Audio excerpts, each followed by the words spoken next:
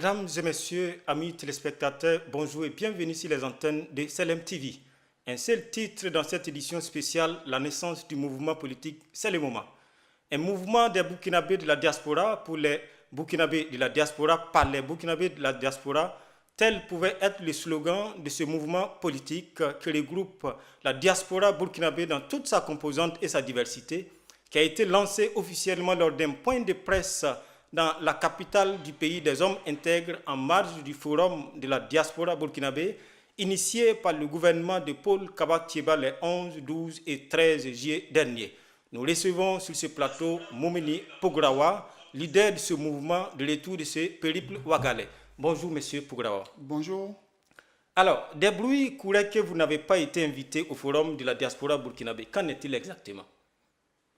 Alors, je vous remercie pour l'occasion que vous me donnez ce soir afin de parler un peu de notre communauté, donc la communauté de la diaspora burkinabé. C'est vrai que le gouvernement a initié, n'est-ce pas, cette grande réunion, donc qui, n'est-ce pas, était censée regrouper l'ensemble de la diaspora. En tout cas des représentants, certains représentants de la diaspora, donc délégués, que ce soit délégués, que ce soit représentants de la société civile ou, si vous voulez, des personnes ressources. Mais les organisateurs avaient mis en place un mécanisme, un mécanisme donc, qui commandait que les ambassades, en tout cas les ambassades puissent émettre des invitations, donc afin de convier les compatriotes. Donc, je n'ai pas reçu d'invitation. Donc, vous comprenez très bien qu'il n'était pas question pour moi de participer à une réunion où je n'ai pas été invité. Donc, voilà, c'est tout simplement ça. Et sûrement qu'il y avait des critères de sélection et que peut-être que je ne répondais pas à ces critères. Donc, c'est comme ça que je prends la chose. Ok, question de temps, on ne va pas polémiquer là-dessus. Mais avant d'entrer dans le vif du sujet, nous allons suivre cet élément. Et puis, bon, on revient. Il est de notoriété que la valeur n'attend point le nombre des années. C'est ainsi que le capitaine Thomas Sankara et bien d'autres ont su marquer leur leadership des générations tout entières parmi leurs contemporains. Héritage que certains politiciens de notre époque se sont appropriés, au nombre desquels un certain Moumini Pograwa. Ce digne fils du pays des hommes intègres est né le 15 juin 1978 à Alépé, en République de Côte d'Ivoire. Diplômé d'études en droit privé fondamental à l'université Félix Houphouët-Boigny de Cocody en Abidjan, il est très connu dans le monde des affaires, particulièrement des opérateurs économiques ivoiriens, burkinabés et centrafricains. Moumini Pograwa est président directeur général, fondateur et administrateur de Agine Group, une société anonyme qui regroupe des entreprises dans le secteur des mines, de l'industrie et de l'immobilier. Homme d'affaires d'une influence patentée et non moins prospère, il n'oublie pas pour autant son pays. Ce néo-quadragénaire fait partie du top 3 des leaders les plus charismatiques de son pays. Son engagement pour la cause du peuple burkinabé et surtout sur le territoire ainsi qu'à l'échelle de la diaspora éparpillée à travers le monde. Il est également membre et ex-président du collectif des sankaristes africains pour l'humanité, en acronyme COSA. Le 23 novembre 2013, l'activiste met en place le plus grand mouvement de la société civile burkinabé, le N23, qui a participé à l'insurrection populaire au Burkina Faso. Son engagement politique, mais surtout pour le développement économique de son pays, lui a valu plusieurs distinctions au plan international. Septembre 2014 à Londres, l'opérateur économique reçoit un trophée lors d'une cérémonie organisée par le groupe mondial Business Initiative Direction qui a vu la participation de multinationales et plusieurs bailleurs de fonds. Il est désigné meilleur leader en innovation, en qualité et bonne gouvernance en entreprise. En 2017, il est nommé commissaire général du Forum Diaspora Invest Corporation, une passerelle d'information entre les hommes d'affaires issus de la diaspora et le gouvernement burkinabé. Le 16 février 2018, le patriote qu'il est annonce sa retraite, puis à la surprise populaire, le 16 mai de la même année, à l'Assemblée générale de Divo, dans le centre-ouest de la Côte d'Ivoire, ce militant actif démissionne officiellement au poste de coordonnateur général du mouvement du 23 novembre, cédant la place à Jean-Marie Thiombiano, d'alors secrétaire général. Le 7 avril 2018 portera sur le fonds baptismaux le premier mouvement politique de la diaspora burkinabé. Moumini Pograwa, Ben Gaston du CSBE des États-Unis et Constant Lamoussa Kellen du Ghana créent le mouvement C'est le moment. Le samedi 14 juillet 2018, au Ramada Hotel de Ouagadougou, le jeune leader politique anime une conférence de presse qui marquera le lancement de son mouvement politique dont l'une des plus grandes batailles est le vote des Burkinabés de l'extérieur, un combat qu'il mène jour et nuit. À l'instar de Nelson Mandela, Gandhi, John Rawlings, pour ne citer que ces quelques références, le prodigieux, le téméraire activiste continue de porter ses actions vers l'atteinte d'un idéal dont lui seul a le secret. À la fois opérateur économique, membre de la société civile et homme politique, il n'hésite jamais à apporter soutien et assistance aux démunis à travers des dons. À la question de savoir quel serait le vœu le plus cher à Moumouni Pograwa, il répond spontanément, je cite, « Contribuer de façon constructive au développement de mon Burkina Faso natal ». Un élément réalisé par Aboubakar Siddiq. Alors, voyons cet élément. Qu'est-ce que ça vous dit? Ben, écoutez, bravo à votre équipe. Donc, je suis un peu surpris de ce reportage. Donc, j'allais dire, c'est une biographie complète d'ailleurs. Ben, en tout cas, félicitations pour celui qui a réalisé cet élément. Enfin, on n'a pas inventé, on a juste regardé votre parcours et puis bon, voilà, Absolument. ça saute des yeux. Absolument. Alors, c'est le moment. À Morée, on aurait pu dire Wankatame. Alors, c'est quel moment qui est arrivé, M. Pourawa? Alors, il faut dire que c'est le moment, en tout cas pour la diaspora, de prendre son destin en main. C'est le moment pour la diaspora d'enfin comprendre que aucun gouvernement, aucun président, aucun régime ne viendra lui tendre sur un plateau d'or ses droits et qu'il va falloir qu'elle-même se batte pour obtenir un certain nombre de droits. C'est le moment pour la diaspora de comprendre que seul dans l'union et dans l'unité de la diaspora qu'elle peut peser, que ce soit sur le plan économique et sur le plan politique au niveau de notre pays. Concrètement, à quel moment êtes-vous dit qu'il fallait remettre l'église au centre du village? Autrement dit, à quel moment êtes-vous dit que la diaspora burkinabé doit s'unir et parler d'une même voix? Écoutez, j'ai toujours cru effectivement que seul dans l'union, que la diaspora pourrait vraiment peser efficacement et participer, n'est-ce pas, à la gestion, n'est-ce pas, de notre pays. C'est vrai que nous participons déjà sur le plan économique, donc en regardant les chiffres, les spécialistes disent que par an, c'est pratiquement 70 milliards que la diaspora injecte dans l'économie du Burkina Faso. Donc, déjà sur le plan économique, nous contribuons effectivement. C'est vrai que ce n'est pas visible, c'est ce qui est dommage, c'est parce que cette contribution n'est pas orientée, n'est pas organisée. C'est pourquoi, malgré ce chiffre qui fait quand même peur, ce n'est pas visible sur le terrain.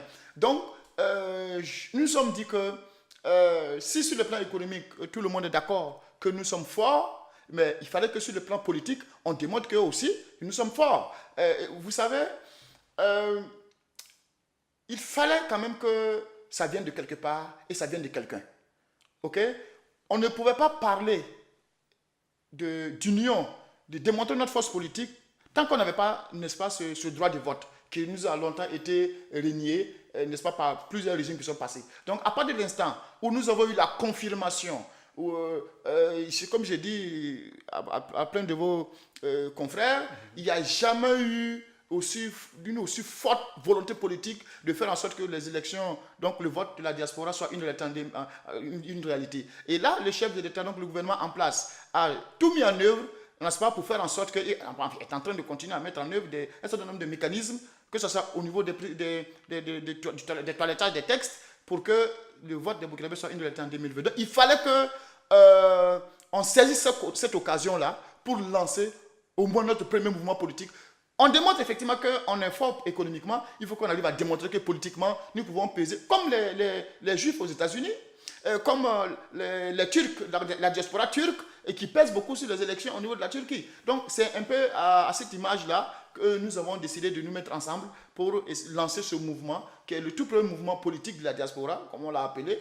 Et on espère qu'il y aura une adhésion massive. On a commencé déjà à avoir des retours, en tout cas, positifs. Alors, en créant ce mouvement politique, quelles sont vos attentes à long et à court terme? Et déjà, à court terme, je dirais que c'est d'amener toute la diaspora à comprendre d'abord le bien fondé, n'est-ce pas, de cette initiative. Et de les amener à adhérer massivement. Ce qui est déjà le cas, comme je peux vous le rassurer. Tous les Burkinabés donc, de la diaspora, en tout cas les leaders, ceux qui sont d'abord les leaders dans tous les pays du monde, s'intéressent et ne cessent en tout cas d'adhérer au mouvement. Maintenant, comme je dis, tout ça c'est vraiment à court terme. À moyen terme, c'est d'organiser une convention, donc si vous voulez, un congrès qui va se tenir soit à Abidjan, soit au Ghana ou aux États-Unis, pour lancer les bases, les grandes lignes de ce mouvement. Et si certains de vos confrères me posaient la question de savoir l'idéologie de notre mouvement politique, je ne pouvais pas répondre à cette question parce qu'il faut être un parti politique pour avoir une idéologie. Pour l'instant, nous ne sommes pas un parti politique, nous sommes un mouvement, si vous voulez, une formation politique.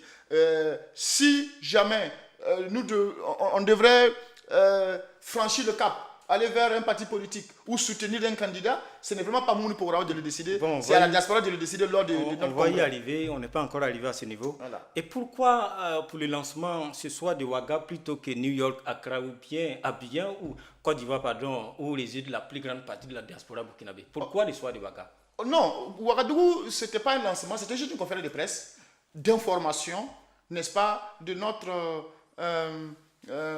nation, donc pour informer que la diaspora a décidé de se mettre ensemble et de créer ce mouvement-là. Donc c'était juste une conférence de presse de lancement. Donc je pense qu'aujourd'hui au Burkina Faso, l'information est passée.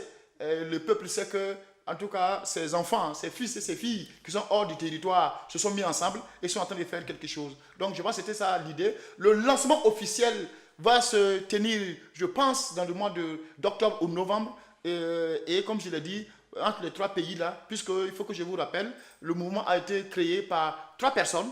C'est M. Mounou Pograwa, donc leader de la société civile résident en Côte d'Ivoire, M. Kelem Constant, qui est le secrétaire général donc, de l'association des Burkinabés résidant au Ghana, et M.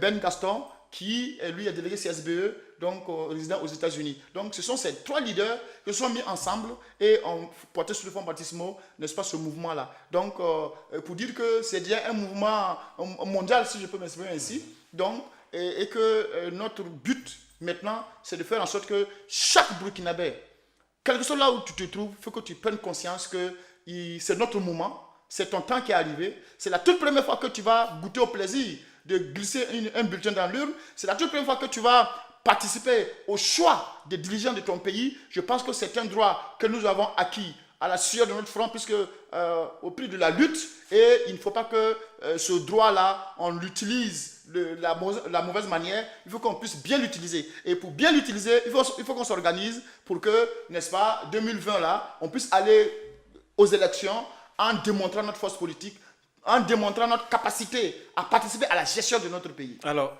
quels ont été les temps forts de ce lancement dans la capitale burkinabé et quel a été le ressenti, la perception de l'opinion burkinabé face à ce mouvement politique naissant? Alors, vous savez très bien que du 11 au 13, il y avait le forum donc, national de la diaspora qui a été organisé par le gouvernement et la clôture, c'était le 13 juillet. Donc, nous avons fait notre conférence le 14. Donc, il faut dire que l'ensemble des délégués venus du monde entier qui étaient présents ont été invités à cette conférence. L'ensemble de la presse nationale et internationale a été invité à cette conférence. Donc, ce que je peux dire, c'est que l'information est passée. Le peuple est au courant maintenant que la diaspora est en train de s'organiser, n'est-ce pas, pour aborder les élections de 2020. Donc, je pense que le retour est très positif parce que après ce forum-là et après cette conférence, nous recevons des coups de fil, des messages de partout dans le monde, des gens qui nous félicitent et adhèrent massivement, n'est-ce pas, à cette initiative. Alors, M. Pograwa, un mouvement politique, parti politique, un même dénominateur commun. Et ça dit qu'il s'agit d'un parti politique qui ne dit pas son nom ou une association de la société civile qui a des grandes ailes? Non, je pense que nous avons été clairs. Vous savez que nous avons produit un manifeste. Donc, dans ce manifeste, il est clairement établi, effectivement, que c'est un mouvement politique. Donc, pour l'instant, pour être un parti politique, il faut être organisé, il faut avoir un programme de société, un projet de société. Ensuite, il faudrait que votre objectif principal est, comment on appelle ça, la conquête du pouvoir d'État. Alors, pour l'instant, ce n'est pas notre objectif. Notre objectif, c'est d'abord d'amener la diaspora à se mettre ensemble, à s'unir, n'est-ce pas, autour de quelque chose. Je vais vous donner une illustration qui démontre effectivement qu'il fallait vraiment cette initiative. Vous savez, dans la nouvelle constitution qui a été élaborée, dont je pense l'adoption va être faite, je pense, en début 2019, il est clairement établi qu'un certain nombre de sièges au niveau de l'Assemblée nationale a été attribué, n'est-ce pas, à la diaspora. Alors, si la diaspora doit participer à l'élaboration des textes au niveau de l'hémicycle, sur quelle base est-ce que ces candidats vont être retenus, vont être désignés pour aller représenter la diaspora au niveau de l'Assemblée nationale? Sur quelle base? Et quand on tient compte du nombre de Burkinabés vivant à l'étranger, d'aucuns disent 10 millions, il y en a qui disent 7 millions, dans tous les cas, nous sommes nombreux. Alors, donc, nous sommes dit, pour éviter une cacophonie, pour éviter des problèmes de leadership, pour éviter que nous allions vers ces élections de manière désorganisée, il fallait qu'on mette ensemble, nous mettions ensemble pour créer ce mouvement-là. Et ça va être plus facile pour nous de présenter des candidats, ça va être plus facile pour nous d'aller aux élections de manière unie. Je pense qu'on gagnerait plus à aller vers les élections de manière unie que de manière divisée. Donc je pense que même pour les questions, même la question même de la candidature au niveau de l'Assemblée nationale, il fallait qu'il y ait une organisation et qui puisse, n'est-ce pas, préparer le terrain, n'est-ce pas, pour que la diaspora puisse bien s'organiser et aller vers les élections. Alors, la loi burkinabé, à moins qu'elle ait été modifiée, n'autorise pas de candidature en dehors des partis politiques. Est-ce à dire qu'on tend vers la formation d'un parti politique pour les législatives à venir ou pourquoi même pas la présidentielle? Alors pour votre information, la nouvelle constitution, en tout cas dans la monture que nous avons eu, dont nous avons copié, un certain nombre de choses d'injustice, n'est-ce pas, qui existaient dans l'ancienne constitution, a été corrigée. Donc je pense que ces questions-là ont été prises en compte. Mais ce que je peux vous dire, c'est qu'il y a une seule constitution dans un pays. Il n'y a pas deux constitutions au Burkina Faso. Et cette constitution s'applique à tout le monde, que tu sois burkinabé de l'intérieur ou burkinabé de l'extérieur.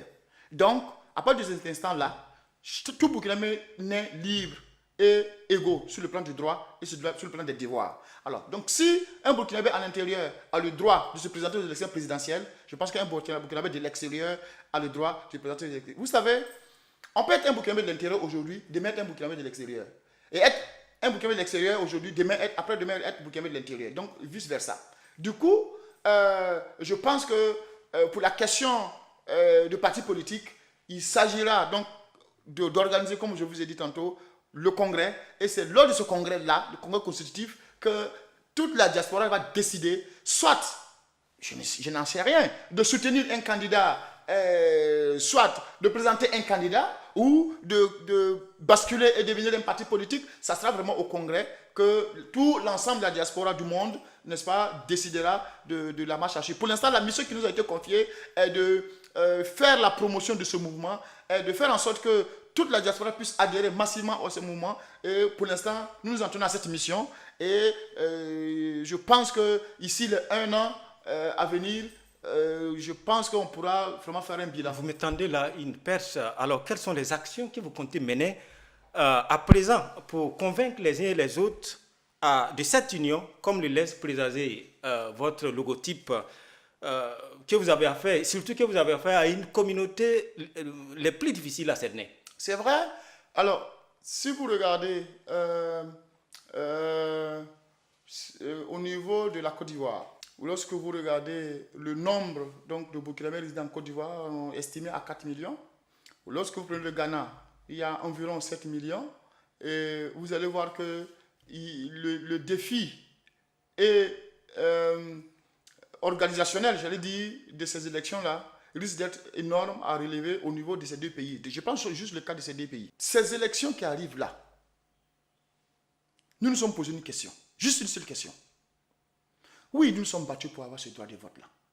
Mais pour quelle raison est-ce que nous nous sommes battus? Est-ce juste parce que nous voulons goûter au plaisir d'aller glisser le bulletin dans l'urne, juste à cause de ce plaisir-là, que nous sommes battus autant? Nous avons posé juste cette question. Et comme réponse, nous avons trouvé non. Ce n'est pas juste pour goûter au plaisir d'aller glisser un bulletin dans l'urne, c'est parce que nous voulons démontrer que nous sommes forts économiquement, mais politiquement, nous pouvons peser. Et le but fondamental de notre mouvement, c'est de démontrer notre force politique. Ça veut dire quoi? D'après un mouvement de la société civile qui dit que notre nombre est notre force. Effectivement, nous sommes nombreux. Il faut que nous utilisions ce nombre-là et transformer ça en force politique. Alors, et pouvoir peser sur l'échiquier politique. Alors, reste maintenant ce combat titanesque qui est de mobiliser tout ce monde. Mais je voulais dire quelque chose. Lors de sa conférence de presse hebdomadaire, le CEFOP s'est vigoureusement opposé contre la nouvelle loi électorale qui est en projet, le projet de nouvelle loi, et qui dit clairement que le Burkinabé de l'étranger ne pourra voter que lorsqu'il dispose d'une carte nationale d'identité ou d'un passeport. Concrètement, est-ce que ce n'est pas une coquille vide qu'on nous envoie? Parce que si vous regardez aujourd'hui, le nombre de Burkinabés de l'étranger qui disposent d'une carte nationale d'identité ou d'un passeport ne représente pas 10%. Est-ce que ce n'est pas une coquille vide? Alors, je pense qu'il faut être clair sur ce point-là.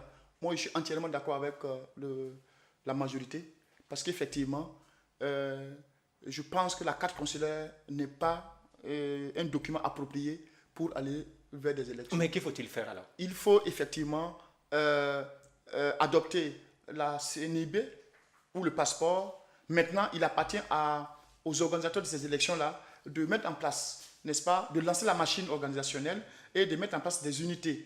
On pourrait par exemple mettre l'ONI à contribution pour que l'ONI puisse, en tout cas dans les pays où les Burkinabés sont plus concentrés, délivrer ces CNIB-là, n'est-ce pas, aux Burkinabés de l'étranger. Pour ceux qui peuvent aller se faire établir cette pièce, tant mieux. Pour ceux qui ne peuvent pas, il faut que le gouvernement puisse le faire. Je prends pour le cas de la Côte d'Ivoire, il faut qu'il y ait des missions consulaires pour permettre, n'est-ce pas, aux Burkinabés d'obtenir la CNIB. Et je suis d'accord sur ce point-là. Je pense que je demande au gouvernement de ne pas céder parce qu'effectivement, la carte consulaire n'est pas fiable, n'est-ce pas, pour aller vers les élections. Bon, nous sommes à 1 an et demi des élections. Est-ce que c'est faisable? L'idée de donner, d'attribuer des cartes nationales d'identité burkinabé à tous les Burkinabés. Je pense que lorsqu'on regarde le chronogramme que la CENI a mis en place, en tenant compte en tout cas de ce chronogramme-là, il y a une période qui a été donnée pour délivrer. De toute façon, il faut délivrer des cartes d'électeurs, n'est-ce pas? Donc, si on a une période pour délivrer des cartes d'électeurs, on peut toujours avoir du temps pour délivrer des cartes, en tout cas des CNIB, n'est-ce pas, au Burkinabé résidant à l'étranger. Alors, M. Pograwa, malheureusement, vous n'aurez pas un mot de fin parce que nous ne sommes plus pas le temps. La vie est un défi à relever, un bonheur à mériter, une aventure à tenter. C'est avec cette célèbre phrase de Mère Teresa que s'achève cette édition spéciale. Appel oser la réaliser. Aux manettes, Daouda Samassi, Kra Kwadio Emmanuel, Dandy Dominique, Aboubakar Sidik et Miss Ditosier. Pour ma part, je vous dis au revoir et à très bientôt pour une autre édition, cette fois-ci pas spéciale, mais toujours avec le même plaisir. D'ici là, restez célèbres.